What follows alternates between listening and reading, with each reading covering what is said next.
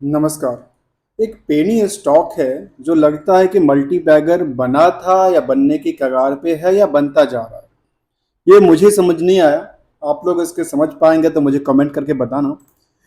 Company का नाम है जीटीएल इंफ्रास्ट्रक्चर। और इसकी जब हम इसकी चार्ट को देखें या इसकी स्टॉक परफॉर्मेंस के देखें, चार्ट को देखें तो चार्ट हमने लिया 10 साल का इसका चार्ट में। और 10 साल के चार्ट में लग रहा है कि किसी जमाने की बात कर रहा हूँ, किसी जमाने में इसकी चार्ट की इसके स्टॉक की वैल्यूशन जो थी, वैल्यू थी करंट मार्केट प्राइस के हिसाब से देखा है तो करीब 7 रुपए तक गया था। और इसका आज के टाइम में देखा जाए तो अभी प्राइस 2 रुपये 59 पैसे के आसपास है और मार्केट में ट्रेंड कर रहा है। ट्रेंड करने का रीजन ये है जिसमें 5% का सर्किट लग गया, मतलब 5% के आसपास से जाके पहुंचा। आखिर क्या है इस स्टॉक में, इसको जानने के प्रयास करेंगे। क्योंकि अभी आज के 1 महीने के चार्ट हम देखें, ट्रेंड क्यों करता है, क्योंकि 1 महीने के चार्ट को हम सीधा सीधा देखें तो 1 महीने के चार्ट में क्या नजर आता है। 1.5 रुपए का स्टॉक 2.5 रुपए का हो जाता है।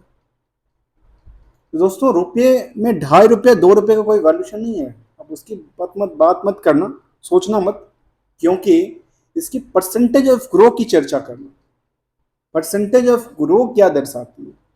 1 महीने की चार्ट में सिंपल सिंपल मैं चलता हूं, जहां पे percentage as on date BSc के ऊपर के डेटा की बात करो, मैं अपने तरफ से कुछ कह नहीं रहा हूं। 1 महीने के चार्ट में क्या हो रहा है, स्टॉक में करीब करीब 62% का जंप करता है। अर्थात 1.5 रुपए से 2.5 रुपए हो जाता है। और 1 साल में 212% जंप करता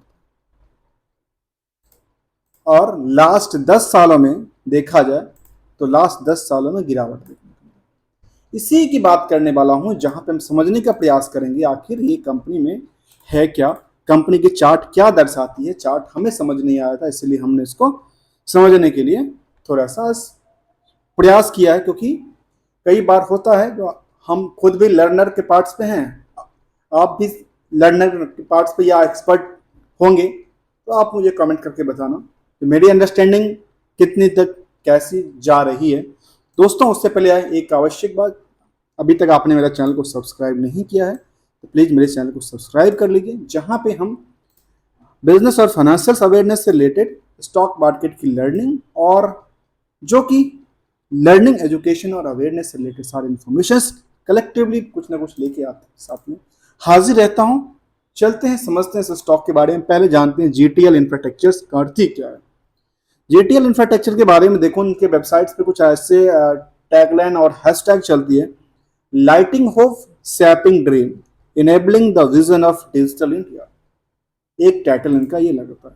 दूसरा लिखता है वेलविंग्स मंत्र मंत्र फॉर आवर ग्लोबल स्टाफ, और कहती है मेकिंग अ बेटर वर्ल्ड। ये इनका ग्लोबल फाउंडेशन है जिसकी कामकाज करती है। इसके बाद इनके पास जो शेयरिंग रिसोर्स की बात करें, जिसमें इंस्पायरिंग ग्रोथ की बात करते हैं, जहाँ पे मोबाइल पे कुछ मोबाइल नेटवर्क की बात कर रहे हैं यहाँ पे, जो कि मोबाइल नेटवर्क से रिलेटेड कामकाज, टावर जो होती है, जो टावर में इक्विपमेंट्स लगते हैं उस पर कामकाज करती नजर आती है। तो GTL infra tower in the करीब 26,000 टावर है उनके पास।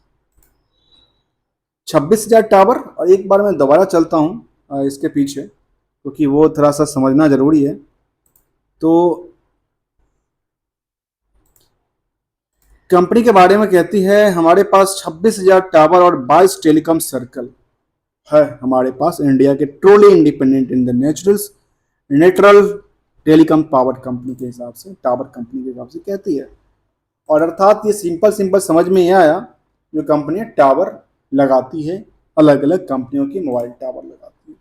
जब मोबाइल टावर की इतनी डिमांड है, इतनी ज़रूरत है, तो फिर इसके स्टॉक में क्या हुआ, जो स्टॉक नियरली 5 रुपये पे आके अटकी पड़ी है। और 5 रुपये पे नहीं, ये 7 रुपये तक गया था और फिलहाल ये 2 रुपये पे आके अटकी पड़ी, 2.5 रुपये पे आसपास अटकी पड़ी है। चलते हैं आज इसी को समझने का प्रयास करते हैं। चलते हैं इस कंपनी के बारे में थोड़ा सा हेडिंग को समझते हैं। कंपनी 2004 में बनी थी। GTL infrastructure is a business of the providing shared passive telecoms infrastructure in India. इनका काम था शेयरिंग में जो कि टावर्स हैं उसको प्रोवाइड करना, टावर बनाना, टावर लगाना, और जो कि टेलीकॉम ऑपरेटर है उनको प्रोवाइड करना, उनको साथ साथ सर्विस देना। अब आती है अगली बात। अगली बात निकल के आती है इसकी बुक वैल्यू क्या है। बुक वैल्यू है नेगेटिव 3 रुपया, अर्थात 4 रुपये के आसपास नेगेटिव वैल्यूशन है। करंट मार्केट प्राइस 2 रुपया 59 पैसे के आसपास। प्राइस टू बुक वैल्यू का आप कंपेयर यहाँ पे नहीं किया जा सकता क्योंकि यहाँ पे नेगेटिव प्राइस की वजह से। वैसे देखा जाए तो कितना परसेंटेज होती है वो आप कंपेयर कर सकते हैं। अब आते हैं प्रमोटर्स होल्डिंग क्या है। केवल 3.25%। बाकी होल्डिंग कहाँ गया हुआ, बाकी को होल्डिंग बेच चुका, और ये 3.25% की होल्डिंग में आखिर प्रमोटर कर क्या रहा है।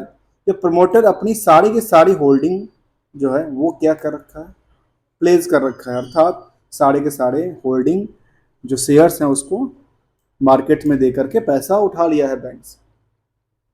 चलिए कोई बात नहीं। करंट रेशियो की बात में 0.1।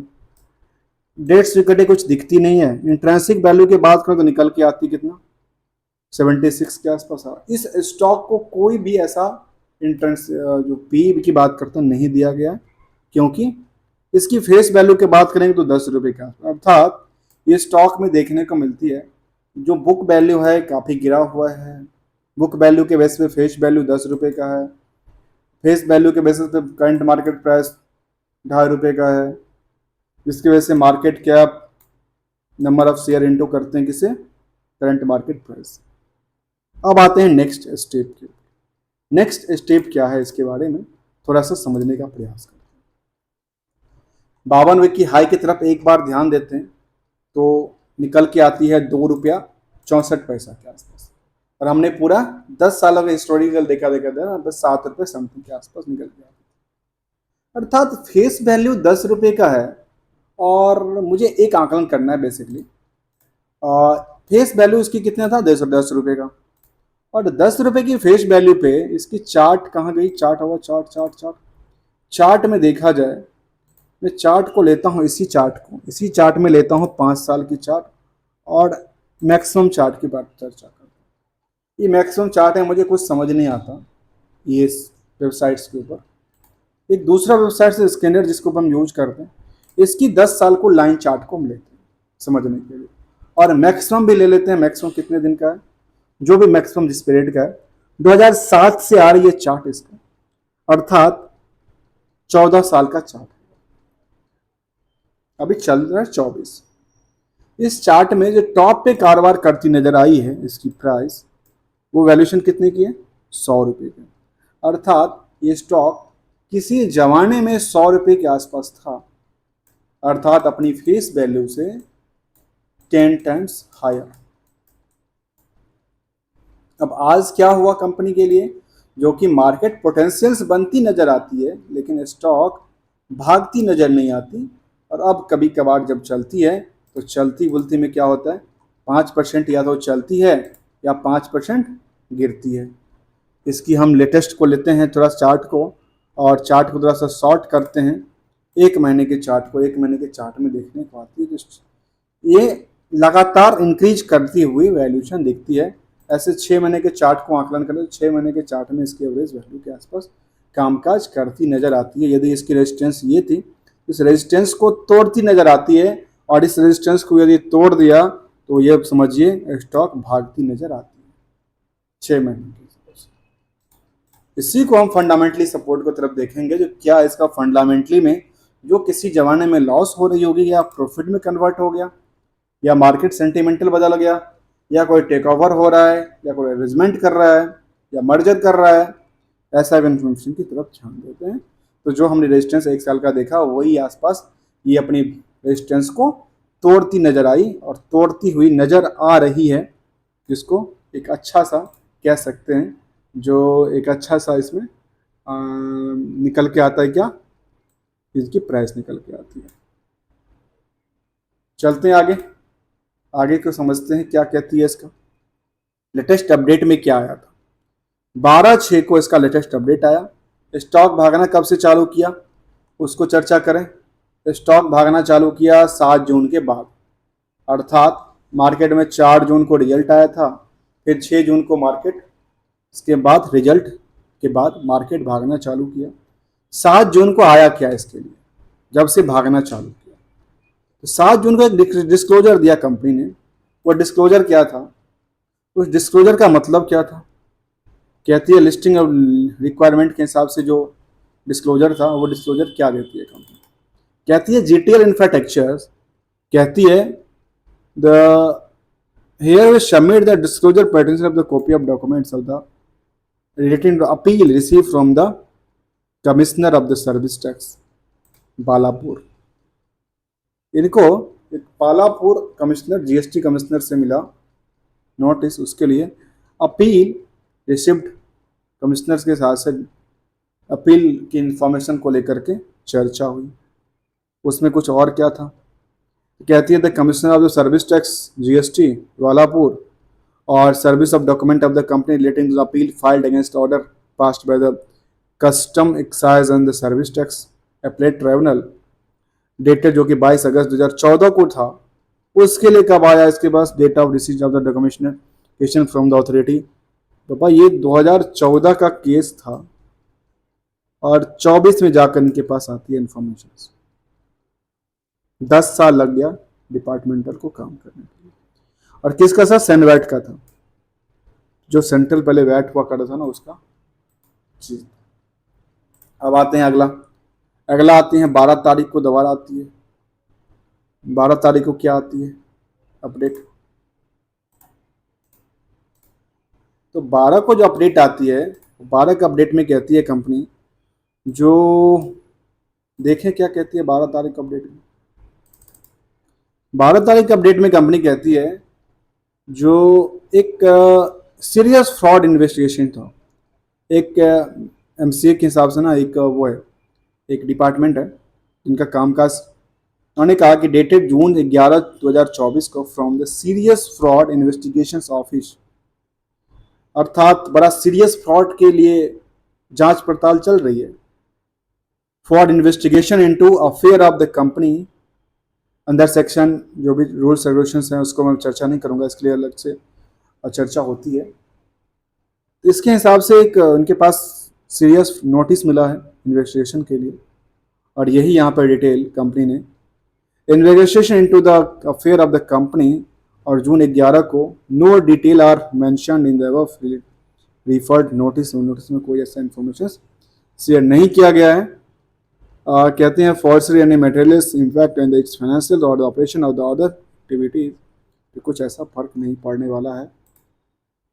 तो इनका जब इसके हिसाब से देखा जाए तो कंपनी में सीरियस फ्रॉड के लिए नोटिस भी आती है। स्टॉक की प्राइस महीने दिन में भागती नजर आती है। अब हो क्या रहा है, इसकी ईयरली रिपोर्ट्स क्या कहती है, approval of the audited financial statement क्या कहती है। तो यहाँ पे कंपनी 2007 के बाद कुछ ऐसा इशू आया नहीं कॉर्पोरेट एक्शन के हिसाब से। और रिजल्ट की पार्ट की तरफ ध्यान दें तो रिजल्ट की पार्ट कहती है कंपनी का, जो कि पिछले मार्च से जो था वो क्या था, कम था। इसके बेसिस पे देखा जाए तो इनका क्या हुआ, लॉस बढ़ती नजर आई। यहाँ पे जो पहले लॉस थी 194 करोड़ का, वो लॉस 214 करोड़ में कन्वर्ट हो जाती है। ऑपरेटिंग प्रॉफिट मार्जिन जो करीब 23% के आसपास हुआ करता था, वो कितना हुआ, 8% के आसपास। और यहाँ पे आकर के दोबारा नेट प्रॉफिट मार्जिन में डिफिसिट देखने को मिली। इसी चीज़ को हम जरा समझें, क्या समझने का प्रयास करते हैं, किस चीज़ के लिए, इसकी क्वार्टरली डेटा। क्वार्टरली डेटा कहती है, जो कंसोलिडेट डेटा ध्यान दें तो कोई कंसोलिडेट डेटा इसका है नहीं, जो भी है इसके खुद की कोई सब्सिडरी इसकी नहीं है जो यहाँ पे डेटा आती है उसके बेसिस पे। तो इनका जो सेल्स रहा वो 371 करोड़ के आसपास 2021 में मार्च में था, और वही 331 करोड़ के आसपास अभी भी है। अर्थात यहाँ से देखा जाए तो ये गिरावट की दौड़ चली।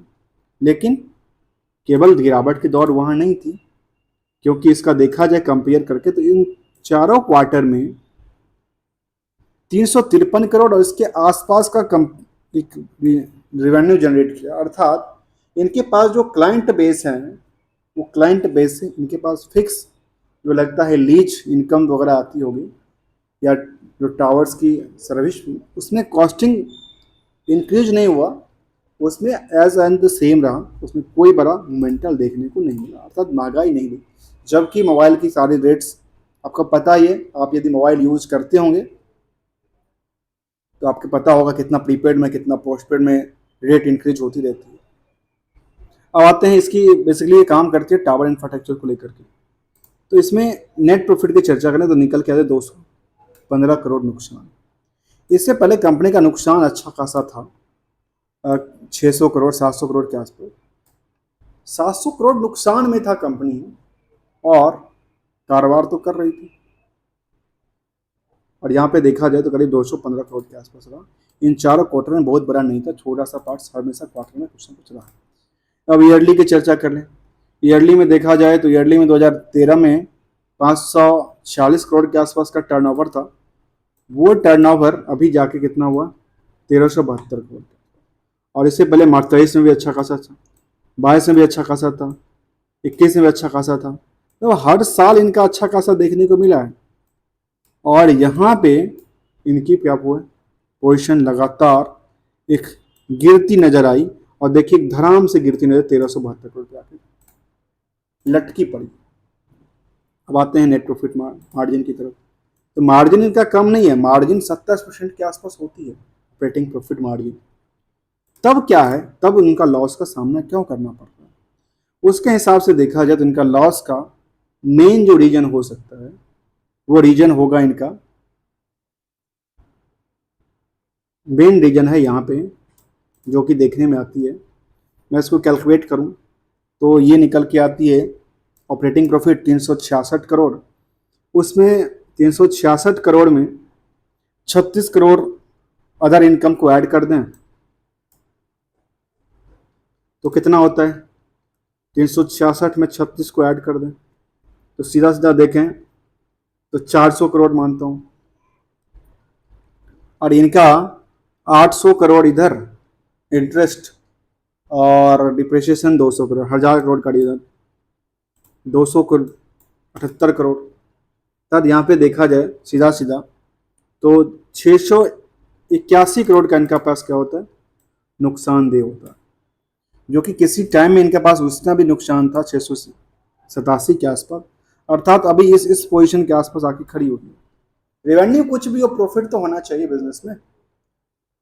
अब बिजनेस में ये सारे लॉस हैं, लॉस आती कहाँ से, पैसे कहाँ से आते हैं? यदि लॉस, तो ये क्या होता है, आपने लोन लिया, लोन हो गया खर्च, लॉस हो गई तो करना क्या है, डिफॉल्ट हो जाएंगे। यही चीज़ लगता है होता नजर आता है। फिलहाल ये नजर आता है जो ये रिकवरी के मोड में लगता है, जो कि पहले काफ़ी अच्छा खासा लॉस था वो रिकवरी की तरफ नजर आती है। इसके तरफ देखा जाए तो मुझे एक चीज़ को ध्यान देना जरूरी समझता हूँ, वो है डेटर्स के पार्ट। तो डेटर्स के पार्ट इसके लिए क्या निकल के आते, 316 करोड़ का। टोटल सेल्स कितना था, टोटल सेल्स का था 1372, और इधर निकल के आता है 1372 और 316, अर्थात देखा जाए तो 1372 था टोटल सेल्स। उस सेल्स में से 316 करोड़ जो था वो अभी अटकी पड़ी है, पैसा नहीं आया। और पैसा कब आएगा, पैसा आएगा 3 महीने, अर्थात 84 दिन में, 3 महीने मान लेते हैं, ठीक है। उसमें से कितना बैड डेट्स होता है ये देखने वाली बात होती है। यदि हम इसको बैलेंस शीट को देखें एक बार दोबारा, तो क्या बैड डेट्स कुछ कन्वर्ट किया है या नहीं किया है, तो यहाँ पे देखने को आती है बैड डेट्स के लिए। तो यहाँ पे फिलहाल तो नहीं देखने को आती है बैड डेट्स को कन्वर्जन, बैड डेट्स को हटाया है नहीं हटाया है, क्योंकि इधर इनकी कहाँ से शिफ्ट किया है, रिजर्व वाले में कुछ ऐसा ऑप्शन आता नहीं है सर्च करने के लिए। लेकिन रिजर्व जो क्या है इसका, रिजर्व ही निगेटिव लगातार बनती जा रही है। रिजर्व करीब 17,000 करोड़ 18,000 करोड़ के आसपास रिजर्व जो है नेगेटिव पहुंच चुका है। अब आते हैं अगले स्टेप में।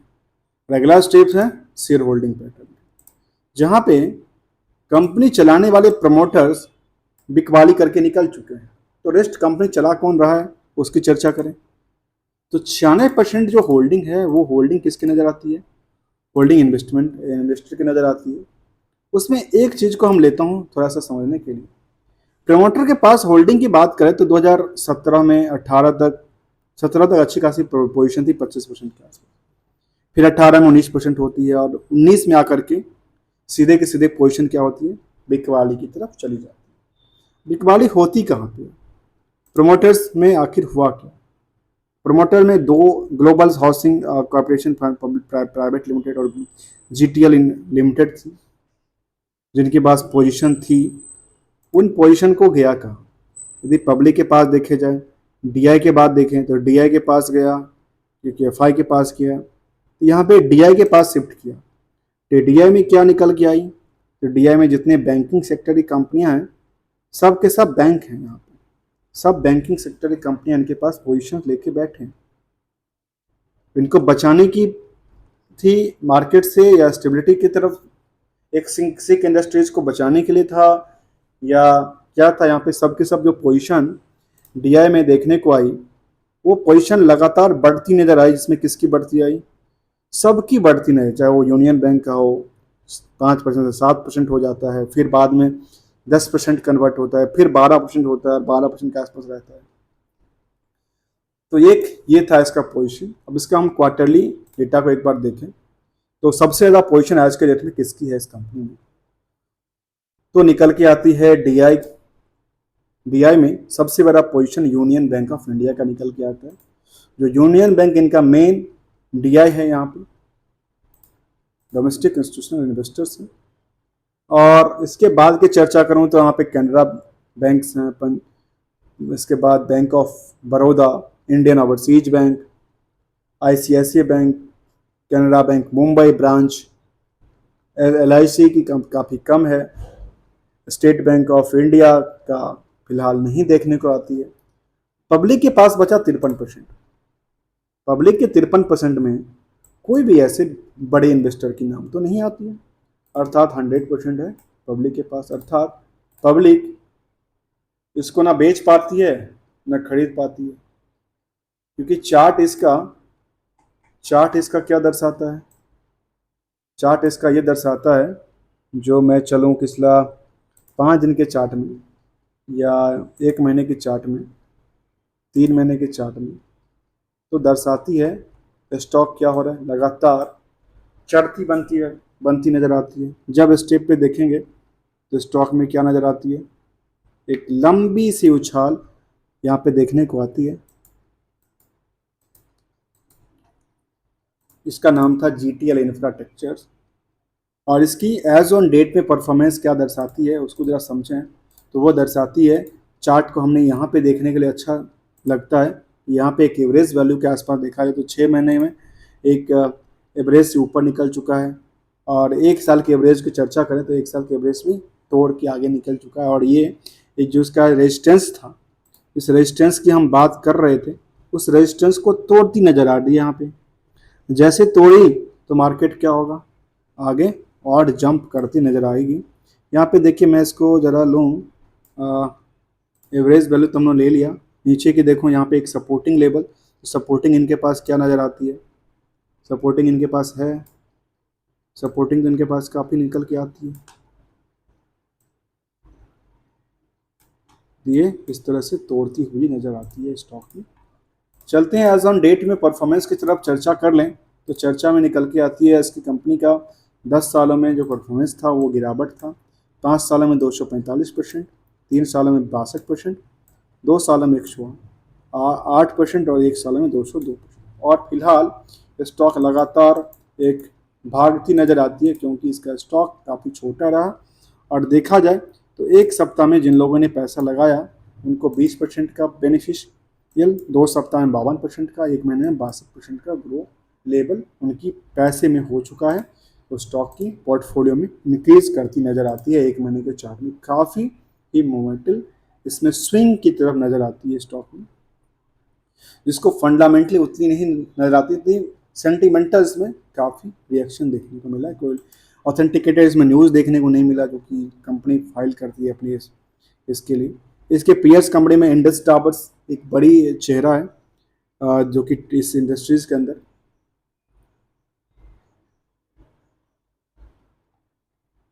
हमने इसको समझने का प्रयास किया है। दोस्तों, अभी तक आपने मेरा चैनल को सब्सक्राइब नहीं किया तो प्लीज़ चैनल को सब्सक्राइब कीजिए और इसी तरह के लेटेस्ट वीडियो देखने के लिए बने रहिए, जहाँ पे हम बिजनेस से और फाइनेंस से थोड़ा सा अवेयरनेस की बातें और स्टॉक मार्केट की लर्निंग से रिलेटेड इन्फॉर्मेशन लेके आते रहते हैं। Thank you so much for joining hair.